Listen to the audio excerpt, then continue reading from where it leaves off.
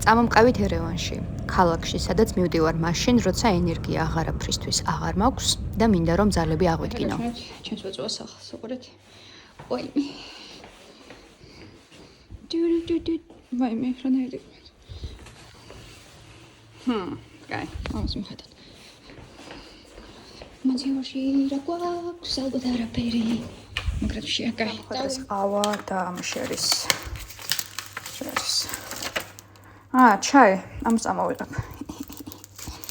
წამოვიღებ ბაქრატი რა დავლიო.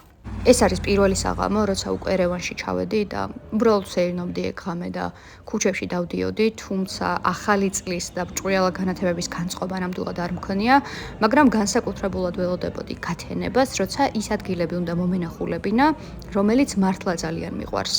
მომდენო ვიდეოებით მოგიყვებით, რატომ მიყვარს ერევანი, რატომ მივდივარ ხოლმე სომხეთში და ვეცდები რომ დაგანახოთ ეს ქვეყანა ისე, როგორც მე ვუყურებ და ისე, როგორც მე შემიყვარდა.